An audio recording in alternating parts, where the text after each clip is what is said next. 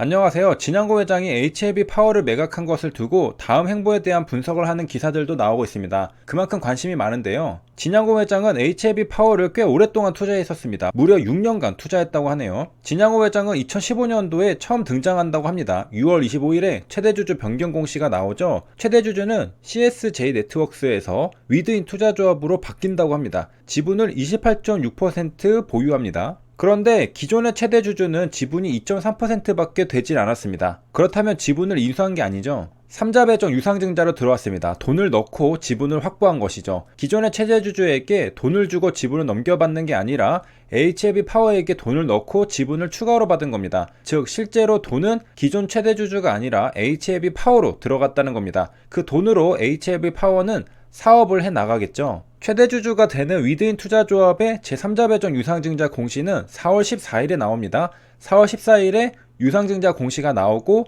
6월 25일에 최대 주주 변경이 됩니다. 약 2달의 시간이 걸렸죠. 금액은 약 80억 원이었습니다. 위드인 투자조합이 전부 돈을 넣은 건 아니고 여러 개인과 투자법인들과 함께 들어갔습니다. 가장 수량이 많은 건 안성민이라는 개인이었습니다. 그 다음 두 번째로 지분을 많이 들어간 게 위드인 투자조합이었죠. 이건 처음 공시가 나올 때 그랬다는 것이고요. 6월 25일이 되자 안성민이라는 분은 사라지고 위드인 투자조합이 무려 680만 주를 배정받게 됩니다. 압도적으로 많은 수량이죠. 배정받는 주식수가 대폭 증가한 만큼 들어가는 돈도 많아졌습니다. 약 100억 원을 투자하게 됩니다. 가격은 주당 1105원이었죠. 이렇게 2015년도에는 제3자 배정 유상증자로 약 100억 원을 투자하면서 위드인 투자조합이 최대주주로 올라서게 됩니다. 아직까지 진양고 회장의 이름은 베일에 가려져 있었죠. 그러던 중 이제 진짜로 진양고 회장의 이름이 등장하는 시기가 옵니다. 2017년이죠. 약 2년이 지난 시점입니다. 최대주주가 변경되면서 진양고 회장이 모습을 드러냅니다. 기존의 최대주주인 위드인 투자조합 3호가 해산하면서 조합원들에게 주식을 나눠주게 됩니다. 그리고 진양고 회장이 지분이 가장 많았기 때문에 최대주주로 올라서게 된 것이죠. 진양고 회장은 최종적으로 7.67%의 지분을 가지게 됩니다. 그리고 특수관계인으로는 HLB 3%와 이현수 2%, 이을규 2%가 있었습니다. 전부 합쳐서 약 15%에 달하는 지분을 가지게 됩니다. 이렇게 조합이 해산하면서 진양고 회장의 모습이 드러나는 건 HLB의 여러 관계사들에서도 관찰할 수 있습니다. 코르키도 그랬죠. 더벨에 따르면 진양고 회장은 총 110억 원을 투자했다고 합니다. 그리고 이제 투자금을 회수하게 되었는데요.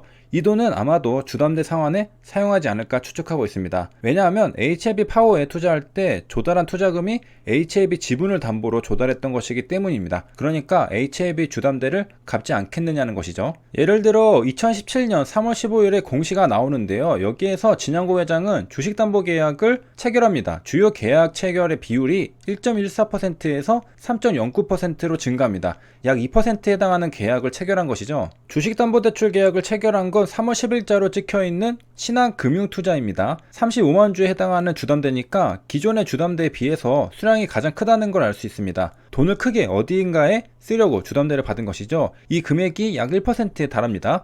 또 하나는 3월 13일에 KB증권으로부터 마찬가지로 35만 주에 해당하는 주담대를 받았습니다. 역시 같은 수량이니까 0.97%입니다. 어딘가에 돈을 쓰기 위함이죠. 주담대를 받은 건 3월 10일과 3월 13일이고요. 공시로 알려진 건 3월 15일이었습니다. 그리고 얼마 안 지나서 3월 22일에 HLB 파워에서 공시가 나옵니다. 전환사채권 양수도 계약을 체결했다는 공시죠. 장외 매수했습니다. 22만 5천 주에 해당하는 전환사채권입니다. 그리고 계약 상대방은 이채원이라는 개인이라는 것도 알 수 있습니다. 전환사채권을 인수했기 때문에 진양고 회장의 증감 주식에는 의결권 있는 주식이 아니라 전환사채권으로 22만 5천 주가 적혀 있는 것을 알 수 있습니다. 그리고 이 돈은 어디에서 났느냐? 그 경위도 밝혀야 하거든요. 차입금이라고 말했습니다. 5억 원을 빌렸습니다. 차입처는 아까 봤던 KB증권이라는 것을 알 수 있습니다. 3월 13일에 빌렸던 그 주담대죠. 35만 주를 담보로 5억 원을 빌렸습니다. HLB의 2017년 3월 13일의 주가입니다. 주가가 높을 때 주담대로 자금을 조달한 게 아니라 주가가 살짝 우하향하고 있을 때 주담대를 받았습니다.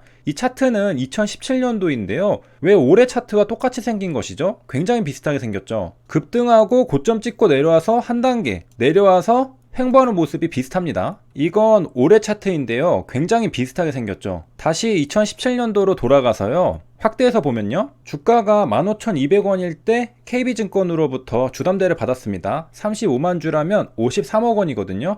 여기에 10%에 달하는 금액 5억 원을 빌린 겁니다. 그러니까 가지고 있는 주식 가치의 10%에 달하는 금액을 주담대로 빌렸죠. 다시 돌아와서요. 그러니까 요약하자면 진양고 회장은 HLB 주식을 담보로 돈을 빌려서 HLB 파워의 지분을 취득한 겁니다. 정확히는 전환사채권이죠. 전환사채권 22만 5천 주를 추가로 획득하니까 총 가지고 있는 전환사채권은 112만 5천 주가 되었습니다. 기존에도 전환사채권을 들고 있었던 것이죠. 취득 단가는 2,221원입니다. 이 전환사채권은 이득을 받네요. TS바이오에게 3,000원에 매각했으니까 말이죠. 이렇게 추가된 전환사채권 112만 5천 주와 함께 진양고 회장은 의결권 있는 주식도 160만 주를 가지고 있었습니다. 점차 지분을 늘려가고 있는 모습이죠. 자, 여기까지 정리하면요. 진양고 회장은 KB증권으로부터 HLB 주식 35만 주를 담보로 5억 원을 빌려서 HLB 파워의 전환사채를 사들였습니다. 그러니까 HLB 파워의 지분은 HLB 주담대에서 나온 것이죠. 그러니까 HLB 파워를 매각한 지금 진양고 회장은 원래 있던 곳으로 돌려보내지 않을까 생각할 수 있는 것이죠. 주담대를 받아서 투자했다가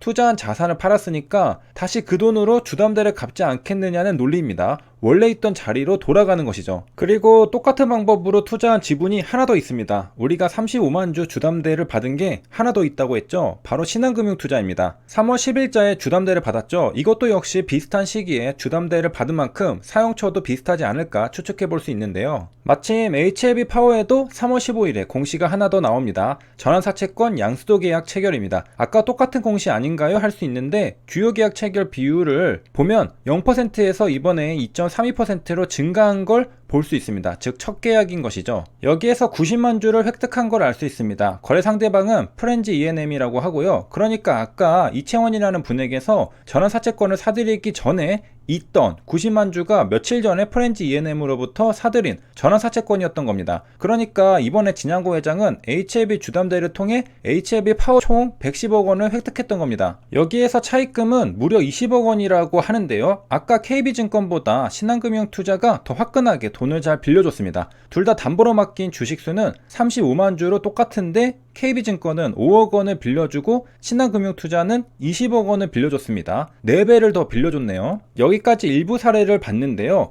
더벨에서도 분석한 것처럼 HLB 파워에 투자한 지분이 HLB 지분을 담보로 조달한 투자금인 만큼 이제 HLB 파워를 매각한 돈으로 HLB의 주담대를 갚지 않겠느냐는 것입니다. 그리고 진양고 회장도 주담대 하면 진절머리가 나겠죠. 왜? 216때 믿었던 증권사에서도 주담대를 연장해주지 않으면서 반대 매매가 나갈 위기를 겪었기 때문이죠. 그래서 어차피 제약바이오에 집중할 거 관계없는 HLB 파워는 매각하고 제약바이오에 집중도 할 겸 주담대도 갚아버리자 생각했을 수도 있습니다. 매번 주담대가 연장될까 안 될까 신경 쓰는 것보다 말이죠. 그리고 또 혹시나 문제가 생겨서 주담대가 연장이 안 될 경우 현금이 없으면 또 배우자의 지분이든 본인의 지분을 매각하는 불상사가 발생할 수도 있는데 그런 리스크를 애초에 제거하고 싶을 수도 있습니다. 신뢰를 쌓기 위해서라도 이런 불씨를 남겨두는 건 위험할 수 있습니다. 혹시나 사고가 터져서 주담대가 또 연장이 안 되면 수중에 현금이 없을 경우 주식을 팔게 되는데 그러면 거짓말을 하게 된 꼴이 되기 때문이죠.